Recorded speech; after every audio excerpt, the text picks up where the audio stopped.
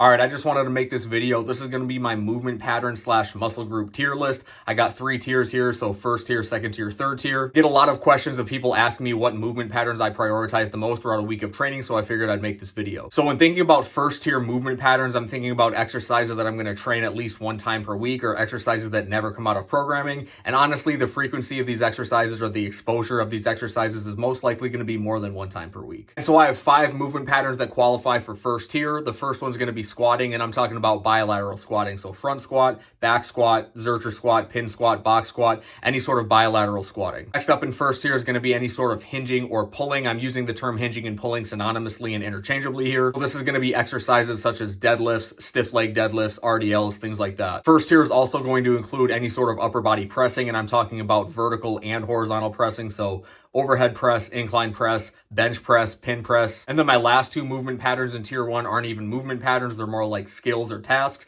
And the first one is going to be explosive pulls. So this is any sort of Olympic lift or Olympic lift derivative. Obviously, some people don't care about Olympic lifts, so this wouldn't be tier 1 for them. But for me, it's definitely tier 1. Then finally, the last thing that's going to be first tier is going to be jumps. When I say jumps, I'm not talking about true plyometrics or anything with a short ground contact time. Those things and sprinting is obviously tier 1, but I'm talking about weight room stuff. So I'm referring to things that you'd probably do within a weight room session. For the jumps I'm referring to in this video for tier 1 is mostly going to be single effort jumps, not multi-effort jumps. Any sort of counter movement jumps, seated jump, or loaded jumps is going to fit into this category. All right, moving on to second tier movement patterns or muscle groups. And thinking about second tier right now, these are going to be movement patterns that are never out of a program for more than 3 weeks. Honestly, second tier movement patterns are probably exercises that I like to incorporate in a bi-weekly fashion. So things that are in programs for week 1, 3, 5, and 7 in a block, but not 2, 4, 6, and 8. So within my second tier, I have 4 movement patterns or muscle groups. The first one is going to be upper body pulling. So I'm thinking about things like pendlay rows, chin-ups, and dumbbell rows.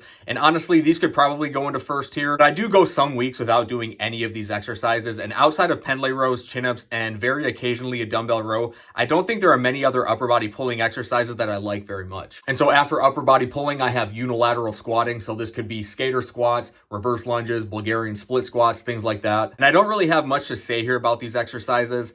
I don't find these important enough for me to always have in my programming. They're hard to truly progress, and finding appropriate loads to use can be a hassle as performance fluctuates so much with them. And the next movement pattern I have in second tier is going to be spinal flexion, spinal extension, and spinal rotation. So this really comes down to just like any sort of ab or sit-up variation, or even Jefferson curls could be thrown in here too. Heavy sit-ups and oblique sit-ups are really something I like to do every other week on like a dedicated aerobic day. And my last thing in second tier is what I'm going to call hamstring isolation. The exercises that come to mind with hamstring isolation is going to be like a Nordic hamstring curl, glute ham raises, a single leg hand supported RDL, or even like a hyperextension. All right, so moving on to third tier. So these are exercises that really just come and go. These are exercises that are probably just good to mix in every other block. These are exercises that feel good to do when you haven't done them in a while, but you have little to no interest in truly testing the limits and prioritizing progression in these over the long term. So the first thing to come up in third tier is going to be triceps. So something like a lying triceps extension, a close grip pin press, a close grip floor press,